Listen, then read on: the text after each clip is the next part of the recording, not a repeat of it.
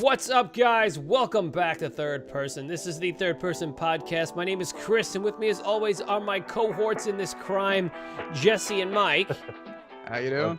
What's up, guys? What kind of crime? What are we in for? You know, Internet crimes, man. Internet crimes. Internet crimes. They lock us up. Yeah. Mike, you was just talking about. No, never mind. Yeah. Guys, what's up? Welcome back. We're talking a series of unfortunate events again from our main man, Lemony Snicket, on Netflix. We're gonna do episodes 3 and 4, which are the Reptile Room Part 1 and 2. Yep. So we're gonna get into that. This is a really fun show. We're all enjoying it. Again, a little further. Why don't I go ahead and just tell you what these? Before I do that, stay tuned towards the end of the video, because what we're gonna do is have a special offer from our new friends at Comic Blitz. So stay tuned at the end. We'll give you that. Okay.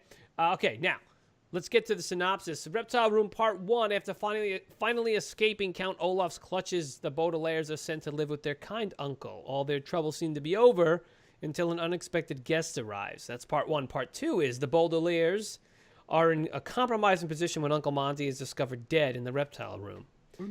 Wow, that really doesn't say much, though, does it? But that's your quick synopsis. Yes, sir. So guys, impressions, second outing. What do you guys think? Mike, I want to go to you first. What do you think? Because you were the one that your thing was. It's weird. It's weird. I hate these kids. These kids are in these shitty predicaments. You know. No, after this episode, I think we were talking off camera. You know, before we started recording, how we kind of see where the ball is going to be rolling with this, and the trend. These series of unfortunate events. Yeah, right? because after the first one, you know, you guys know that I just feel bad for these kids. It's weird. I don't like it. You know? It's weird. Well, I think this time it's probably even worse, because in this one you have a lot of you can't see this, don't you see? Like, it was a lot of. I think that's what's going to be a big part of this, and that's what's the charm that like kind of gives you the charm of it. Right. Yeah. So it kind of doesn't make these serious actions by Olaf by putting the baby in it. Now he puts the baby in a damn suitcase and he's stabbing. Did you see that? Yeah, but he's stabbing this bag, and I think she was in this one. Don't worry, no, she was in this one. You know, so it showed more of like a playfulness. So I didn't take it as like upsetting to see the predicament that these kids were in. Right. You know, in these last couple, but it's like in a way. It's still very strange. It's still strange, but it's playful where they're going with these characters. And Neil Patrick Harris does a good job, you know. I think he's great. And he did a good job with this. What was his name in this now? He's the scientist. Stefano. I don't know what you're saying. Yeah, I do not know nothing about snakes. You know, his cronies were funny in this too when they came. You know, after you know, in the fourth episode, the hooked hand man came as the cop.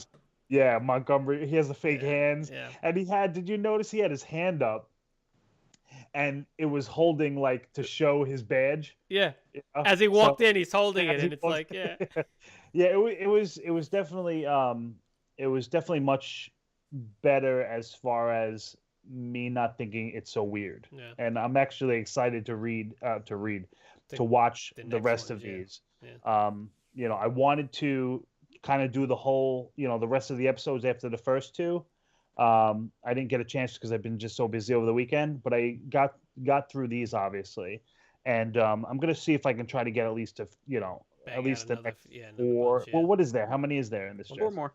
There's 4 more total. All right. Yeah. So I'll be able to bang these out, you know, together. And I mean, overall, it's definitely interesting, and I'm glad to see that these kids are, you know, gonna kind of hopefully get into a better position now with Aunt Jacqueline, I believe. Right? Josephine. Yeah. Jacqueline is the Jacqueline's the secretary. Yeah. Spy or whatever, whatever the hell. Yeah. What about you, Jess? What did you think? I mean, I know you've seen them and you read them, but what do you think? So I absolutely loved the portrayal of Montgomery. Yeah, he was good. And Dr. Montgomery. Dr. Montgomery. Yeah. The best part that I absolutely loved the most was the screeching iguana clock. Every time it went off. Yeah. Specifically the first time it went he first goes off. He flips out. He's like, ah! Yeah. Exactly. That it's perfect. Every time it goes off, it's Poe, just and Poe perfect. did it. Yeah. Oh god, it was great. Poe did it, and then Stefano did it too. Yeah, yeah. And that accent tripped me up the whole time. Freaking Neil Patrick Harris. I know he uses it in How I Met Your Mother, but it's just the perfect accent. Yeah. Yeah, he's good. Specifically for him to do. He's good with these multiple characters, and I'm sure we're gonna see more and more with him. That's the trend, right? Where Yeah. he tries to. He escapes, and now it's good. It's almost like I think we even mentioned this. It's like a cartoon kind of like that. Yeah. You know what I mean? He's a So cartoon it reminds me a villain. lot of Spy versus Spy. Kinda, yeah, right? Yeah. Just really Yeah. dumb stuff and it's actually it has that almost like Inspector cartoon Gadget kind of. Yeah. I mean, he's using the periscope to decode the message on the movie, and it's like, come on, Spy versus Spy. Yeah, no, that's You true. have Stefano over there. And remember, he Oh, walks in no, front I of him. He's like, dropped my "Oh no, did you popcorn." get this? Did you see it? Yeah. Did you miss something?" Like, Yeah. I'm telling you, like, okay, so, I mean, Neil Patrick Harris is again, and it's funny because you just like, it's dumb. All right, it's dumb, and but Really? it's just fun. He's a fun character. I like the way he's playing him. He's definitely playing him over the top, but you know what? It's great. I think that's the charm of it. Yeah, You know what I mean? Actual actor who does like play acting, right. playing a play actor that's Yeah. doing Like, acting. don't you understand that this guy is the kids are like, Yeah. one of those, just like the heads are gonna explode no. from this You know, frustration and- that no one understands. Do you guys think that that's going to get old? There's a couple things I wanted to ask you about things like, and this is one of them. In the realm of things becoming to like getting old as the series goes on. One of them being, do you think it's going to get old when the kids are like, it's Olaf in disguise, and the adults are like, well, what do you mean? Or any of that stuff. For example, when he's like, that's the hooked hand man. And he's like, no, he's not. He's a cop, and he's eating peaches. And he turns around, and he's got a can of peaches and a fork, and it's just like I love it. I think He it's has hilarious. hands. Exactly, he is. But I'm like, do you guys think that stuff, being the adults, being the dumb ones, will it get old? Do you think? I'm gonna let Mike answer first, and then I'll go. I mean, I could see your point of when, why we think that's a possibility, but I think that it's so far, within these first 4 episodes that it had the acting is so good that it's a part of the story. I think it's a part of the series. So if they can keep it going, and maybe they'll add some other, maybe there'll be something else, or maybe there'll be an adult that actually. I mean, look at Jacqueline. She obviously understands, and she's not naive. Right. You know what I mean? So going forward, I'm sure that we're going to see more of it. I'm not tired of it now. So Yeah, I mean, but let's you know what, see though? where it goes. What if I, or Jess, what do you think? Before I. So, based on the books, it will not get old because we have plenty of more fun stuff coming up. Well, See, that's and what Jesse, you know so much. He knows so much more. I know. So it's basically like And well, and he's what did you watching us do? watch all this stuff, right? Did you watch ahead, or this is where you're at? Me? Yeah. Did you watch ahead? No, I didn't. No, I mean, well, I watched. My daughter and I watched the half of episode 5. That's as far as so I've you're gotten, not so no. finished or a couple No. episodes. I'd like to get through a couple more, but I want to just say that I think, as far as again, Jesse, like you said, I think that the doing the same device with different results and in different situations will be funny, because I think it's a funny device. How many different ways? There's a lot going on here. How many different ways can they do that comedic device and still have it be fresh? And I think it's going to be fine. It's gonna be hilarious. Yeah. Also, I think the writing's smart enough. Yeah. I think that so far, between I said it a few times already, but the acting is very good, and the writing, obviously, they're hand in hand. I want to get to some dialogue in a little bit, but I just want to finish this thought real quick. Is that the fact that and I listened to a bunch of other podcasts, and a couple of them talked about the show. One of the guys that I listened to was like, I didn't, it's this got old and this got old, and the fact that the adults are so dumb and they don't see what the kids see. He's like, I just thought it was stupid. But I'm sitting here going, I think it's funny. That could get old, but I think that it's a commentary, basically, on the fact that adults will see what they want to see. Exactly.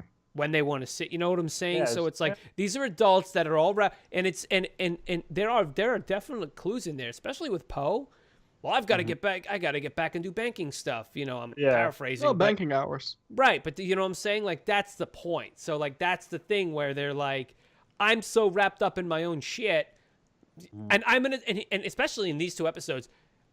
We're the adults. Let the adults talk. Let the adults decide this. Let the adults figure this. You go be kids. You don't have to deal with this. Go do that. Go do that. And I like it. Again, super naive. And that's just to jump on. Not even naive though. I think that it's what they perceive. It's how where their heads at. But go ahead. Yeah, no, I was gonna say when it comes to the parents and us not really, and then not getting it so much. That's why I think I was a little apprehensive in the beginning when we first met Montgomery, because I think pretty much for the whole first episode, I'm like, can I trust this character? You know what I mean? With the incredibly deadly vibe. Yeah, especially coming into the first 2 episodes, which I said, these poor kids, God damn it, how can these kids be? I feel so bad. I felt so bad for these kids. I was apprehensive about who Poe was now placing these children with. Yeah. So I think that was a big part of that 3rd episode where I was like, all right, can we trust? And I'm sure I'll still feel this way, and I'll still go into these now with this aunt, Aunt Josephine. Yeah. I'm sure when I watch this, I'm gonna hope. And Jesse's smart. Yeah, I know. So I'm sure. I say nothing. Yeah. I mean, it is. It is. After, like I said, the first 2 episodes, I was a little.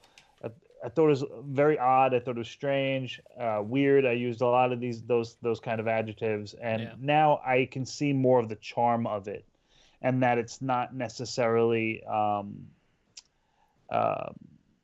don't know what the word exactly off the top of my head, but just that these kids aren't.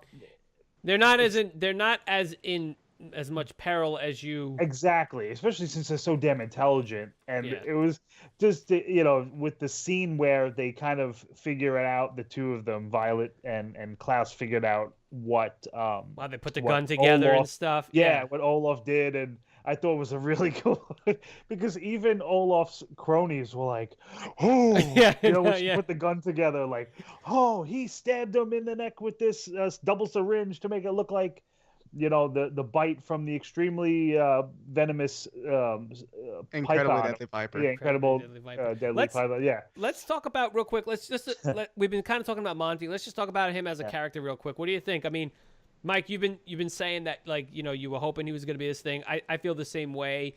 And it's kind of heartwarming when you find this, you get they're put with someone and he's like, we're going to do great things and you can check this out. And I was like, oh, that's, I mean, obviously it wasn't going to turn out good, especially with Lemony Snicket coming in telling us it's not going to turn out good. Like crushing dreams. But I mean, it was nice. It's nice to have that. And it really builds that roller coaster where you're like, oh shit, oh, this could be great for them. Oh, but wait, and then. Not last very long. I thought he was a great character. I thought he was played magnificently, loved his mustache. The man, who was the dude that played him again? Asif Mandev? Mandevi? I don't know how you say the last name. Something like that. Yeah, he's been a bunch of shit though. Great fucking actor, really. Again, like you said before, they do this really well. They find exactly. They're finding really good acting and writing. But I think, like I said, I thought he was a great character. I enjoyed the character. He really was. I mean, we talked about Stefano. I mean, that is a character. It's a new character. Essentially I'm talking about the new characters, which really is the only one is Monty. But I mean, Stefano. Oh no, I dropped the lamp out the window. I did not mean to do this. And he's like, he's like, that lamp was, I know for a fact that lamp wasn't over there. He wasn't dumb. He wasn't dumb, Monty. For the fact he that he thought it was from the herpetological society. Exactly. He wasn't as like, I keep saying naive as Poe. Yeah. You know what I mean? Or easy to be tricked. You know what I mean? Easily deceived, yeah. I did enjoy the fact that when he got there, and he's talking to the kids and they're talking out loud on purpose, like he was letting them in on the secret. Like, I do know that whole thing again, culminating with the lamp hitting him on the head. But that whole sequence where he's telling them, where they're all talking loud, pretending like they're not suspicious of Olaf, and I enjoyed that. I think it was. I'm glad they did it like that, and that he wasn't. I enjoyed the door. Well, that go, yeah, well, how it looks like it's this big magnificent. He makes all these noises, and then he just turns the knob. Yeah, you know or we could just turn the knob. Yeah. It's great. It was. I mean, let's talk about the situations, like things like that. Like these are really fun. Like I just really enjoyed these. Like the whole thing with the snake. How about at the end when Jacqueline chases after Olaf in the boat, and she confronts him, and she's like, I have a knife, and then she pulls out a butcher knife, and then he pulls out even a bigger knife. You know what I mean? It's just there's a lot of gun. There's a lot of play. Is that a harpoon gun? Yeah, she's holding this. It's like, you're never gonna shoot me with that. Oh my God, there's a spider on your shoulder. Yeah, I'm not gonna fall for that. Yeah. He's like, no, it's one of the real big ones. What do they call that? I think a tarantula. And she fucking looks down. And you're like, damn it. Yeah. And like a snake, he says, like a snake, I can shed my skin. And it's like, and he takes his coat, he slides out his coat. He's like, and he falls. I mean, it's just, it's kind of dumb, but it's so fun. It's fun. I don't care. What it's fun. People don't understand, and I'm guilty of it sometimes too. People go into shows expecting, oh, hey, it's a drama. I'm going to label it as a drama. There's no comedy in it. There's none at all. So I'm going to be bleak and a stick in the mud and just watch it to watch it. They don't see like, oh, hey, it's a dramatic comedy, which is what this is. It's, in essence, it's a dramatic comedy. It's a playback to Shakespeare in sorts. I consider it more of a dark comedy. Because dramatic comedy, dark comedy. You know what I mean? Yeah, because I mean, I think hairs here, man. It's there's true. Dark humor. It's funny as hell. So with the stabbing of the suitcase and this child, you know what I mean? Yeah, it's very dark. That's exactly. I mean, like I said earlier, after the first couple episodes, how I felt, and you guys know I'm not going to repeat it, but now you see the more of a lightened mood. That it's we're getting a lot of the same humor now, but you're understanding where the show's going with it. So it's. You know what I mean? So it's not. It puts in your mind that okay, he's not going to stab this infant with a knife. You know what I mean? So you can see that, like a dark, humorous kind of show, and it's definitely comedic. And I think these last two episodes have definitely showed us this banter, back and forth. Jessica, what do you got to say, man? I can see it in your face. Nope. I'm not saying. Stefano knows nothing. I know nothing. What? I know nothing. I know absolutely nothing about poisonous and deadly snakes. He goes, and then some of the lines. The kids are like, wait. Listen, some of these lines, and like we talked about it last time we talked about the first two episodes, but like some of these lines are very close to a line. Crossing a line, I mean to say, where one of my favorite lines in this thing is when they're accusing him. Was it when they were accusing him? At some point, he says to Violet, "If I was standing a few inches closer to you, I would slap you in the throat." Like what? There was a fantastically funny line, and the way he delivered it was, it's just like, if I was standing a few inches closer to you, I'd slap you in the throat. Like what the fuck? Like it's just fine line. Like he backhands the kid in the other one. There might be an accident where I drop this knife and it hits your baby sister's toe. Oh my God, the whole toe thing. Like, it's just it's over the top, and like you said, and some of my favorite parts is when he he wants to look at his the tattoo. So the first time he does the tattoo outside, and he takes it, and he's like, pull the sock down, and then he pulls the sock down. He's like, right, and then later when he does it, and he's licking the thing, and he's like, when they're in the room, and he does it, and just the way he does it, and he puts his foot up, and he's just like, he knows he's caught, but he just the way he does it with the bravado, and it's like, it's fucking good, man. It's just that's very unsanitary. What was it? yeah. Yeah, I think it was very unsanitary or something like that. Trying to get him to not do it. Yeah, it is. It's a real time, real life, cartoon. Yeah, it's like the Beagle live Boys, action. Yeah, you know what I mean. Yeah. Chris knows from DuckTales, like the Beagle Boys, or what they want to do. They just want the money bin. So I can see that in that way that Olaf is going after the money bin. You know what I mean? Yeah, exactly. And these children are. He says, "I only need one of you," and he has these crazy schemes. And I want to start wrapping it up because I don't want this to go for too long. Favorite? Come on, Stefano wants it to go forever.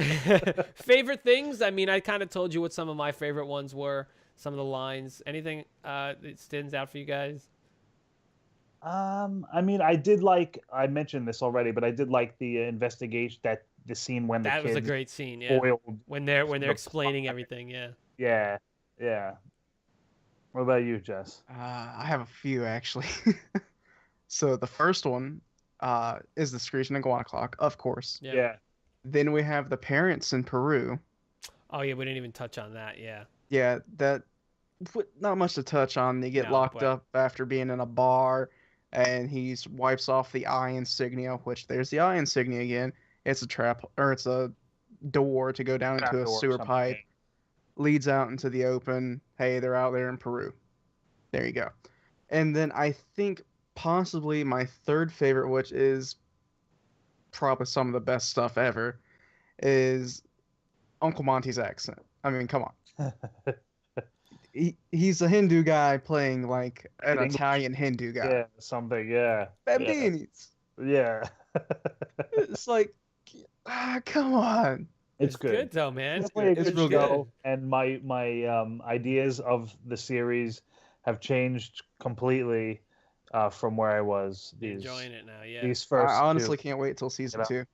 Because you know me, I'm like that softy. I feel bad for I'm not a big conflict. I love conflict, but I want it to be like only with the good guys. Yeah, you want it. Like, you want everyone to make up kill and be Negan and Walking Dead, and then everybody, we can eat pizzas, and you know what I mean. It's definitely, my ideas of the show have changed. And I'm glad. That's good. It's definitely fun. It's the humor is a big part of it, and going from from the first two of this third and the fourth, I can see much more where the show is headed. It's fun. I mean, I'm watching with my daughter. Like the first, we all watched it. My wife and the kids, we all watched it. The first two, and then my daughter and I just watched these other two, and like we were laughing hysterical, My daughter's a little older, she's so she gets a lot of the jokes and stuff. So it was just fun. It's just fun to watch with a kid, who can see this stuff, and she's taking in this type of comedy now, which is great because it's like, I don't know, it's just fun, So it was fun to watch it with her, And I guess, is there anything else? I think I mean, like you said, we could talk about this for hours more, but absolutely, I think that'll do it, guys. Why don't you let us know what you think in the comment section of these two episodes specifically, or the whole series in general, or if you want to compare them to the books, whatever you want to do, just do it. We'll love to hear about it. And having said that, why don't we tell you something cool from our new friends Comic Blitz? Yes, how about it is something new, and it's, if you love comics, why don't you go over to comicblitz.com and use the code thirdpersonpod to get yourself 3 months for $1. That's right, 3 months of amazing comics for just $1. You can get the unlimited plan, $1 a month. I recommend. $1 a month. Yeah, $1 a month. Yeah. Look, $1 a month, $3, $1 a month. We'll be having people write in the comments below saying, "Hey, you owe me $2." Yeah. But 3 months, $1 a month, and you get such amazing comics such as James Bond Transformers, G.I. Joe versus Transformers, Yeah, it's really and cool. Oh my God, I just had so those many when I more was a comics, kid. like 4,500 comics. And they keep adding more. They just added more recently, actually. I think Thursday they added more. And it's all available on your iOS, your laptop, your desktop, and coming soon, unfortunately, to Android because they're just now in beta for the app. So, what are you going to do? But again, comicblitz.com, promo code thirdpersonpod, and get yourself some awesome comics Get yourself for some $3. comics. Get your binge read on. Get yourself Absolutely. some 3 months worth of comics and get on them and put them in your in your brain. Get on it.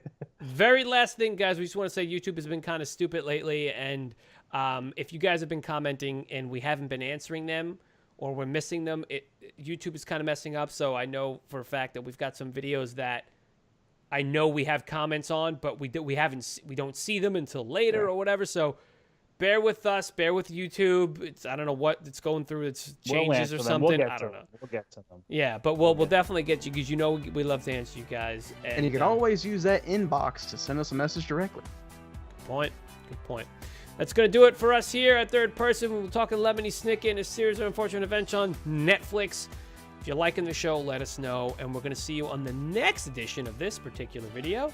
Which is The Wide Window. The Wide Window, yeah, with Aunt Josephine. It's gonna be pretty good. Alfred Woodard plays Aunt Josephine. Very, very good stuff. So once again, guys, thank you very much for watching, and we're gonna see you on the next video. So peace out.